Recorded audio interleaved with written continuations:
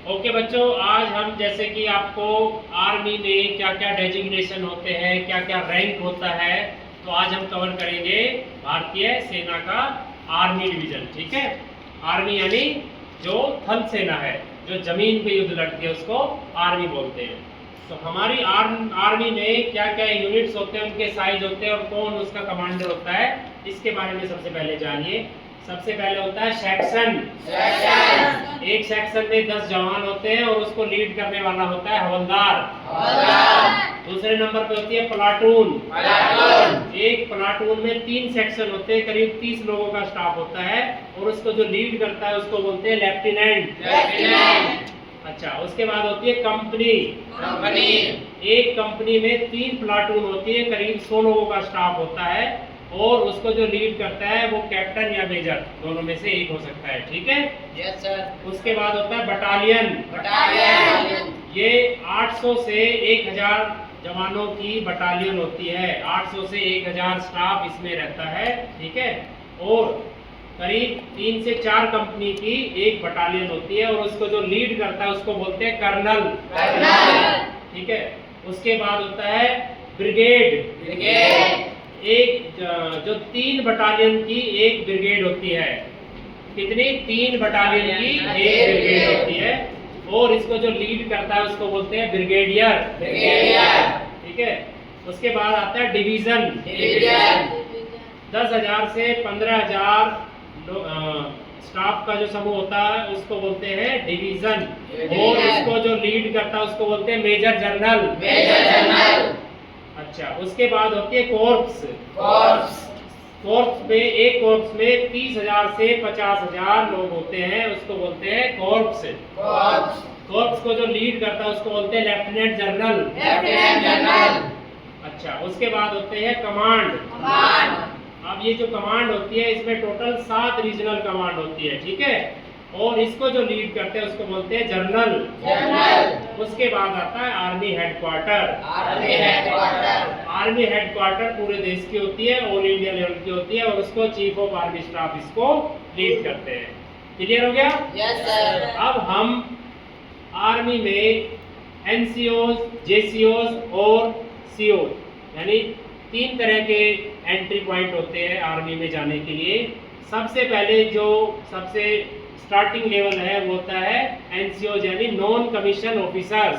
हाँ जी, तो सबसे पहले जो जैसे भर्ती होती है, ओपन भर्ती होती है, उसमें होता है सबसे पहले सिपाही के बाद जब वो सीनियर हो जाता है तो बनता है लांस नायक। लांस नायक को जब एक्सपीरियंस हो जाता है वो बन जाता है नायक जब सीनियर हो जाता है उसको कई साल का एक्सपीरियंस हो जाता है वो बन जाता है हवलदार। ठीक है, तो ये सारे आपके चारों डेजिग्नेशन, चारों जो पद हैं ये नॉन कमीशन ऑफिसर कहलाते हैं। क्या कहलाते हैं? बहुत अच्छे। उसके बाद आता है जूनियर कमीशन ऑफिसर।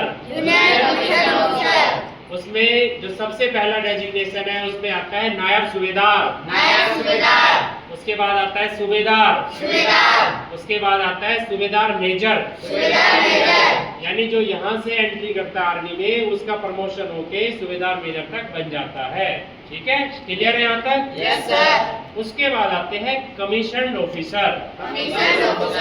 जो एनडीए टेस्ट क्लियर करके जाते हैं या फिर सीडीएस क्लियर करके जाते हैं वो डायरेक्ट लगते हैं लेफ्टिनेंट प्रमोट होके बनता है कैप्टन प्रमोट होके बनता है मेजर प्रमोट होके बनता है लेफ्टिनेंट कर्नल। लेफ्टिनेंट कर्नल का प्रमोशन होके बनेगा कर्नल से ऊपर होता है ब्रिगेडियर से ऊपर होता है मेजर जनरल के ऊपर होता है लेफ्टिनेंट जनरल से ऊपर जो सबसे सीनियर मोस्ट पद है उसको बोलते हैं जनरल। वर्तमान में भारतीय आर्मी के जो जनरल है उनका नाम है जनरल अनिल चौहान। हाँ जी, और एक जो और सीनियर मोस्ट पद है, ये पद एक तरह से एक सम्मानजनक पद है।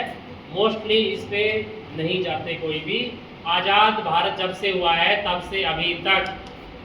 से अभी तक सिर्फ 2 लोग फील्ड मार्शल बने हैं, जो सबसे बड़ा एक शोभनीय पद है, यानी एक ऑनररी है, यानी एक सम्मानजनक पद है, उसको बोलते हैं फील्ड मार्शल। Field marshal. ये बहुत कम बनते हैं। जैसे आपने रिसेंटली देखा ऑपरेशन सिंदूर के बाद पाकिस्तान में जो जनरल मुनीर था उसने खुद अपने आप का प्रमोशन करवाया और आज वो फील्ड मार्शल के पद पर है।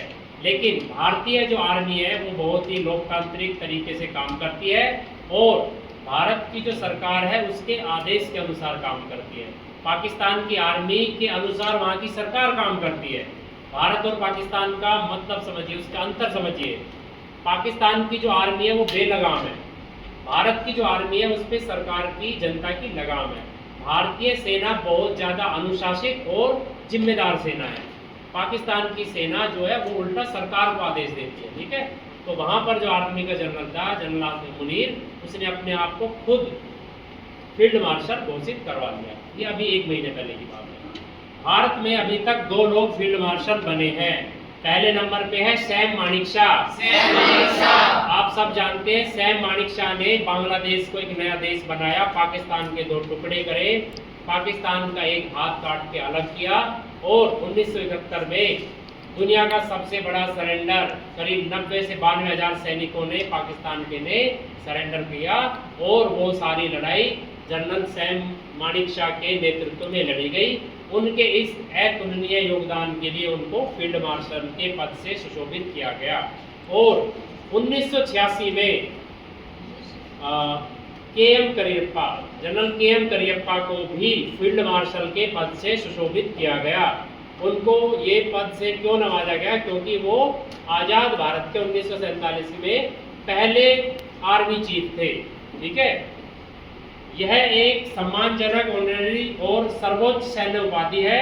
इसे केवल अत्यंत असाधारण सैन्य नेतृत्व और देश के प्रति अतुलनीय सेवा के लिए दिया जाता है। जो फील्ड मार्शल का पद है ये बहुत ही ज़्यादा अलग कंडीशन में ये पद दिया जाता है, ठीक है। तो आज आप आर्मी की हायरार्की समझ गए, आर्मी में जो रैंक सिस्टम है वो आप समझ गए। Yes sir. और जो यूनिट्स होती हैं ये मैंने आपको बताया, section, platoon, company, battalion, brigade, division, core, command और आर्मी हेडक्वार्टर। मैं आशा करता हूँ इस जानकारी से आपका आत्मविश्वास बढ़ेगा, आपकी समझ बढ़ेगी अपने फौज के प्रति और आप लोग अपने जीवन में कामयाब होंगे। ओके, धन्यवाद।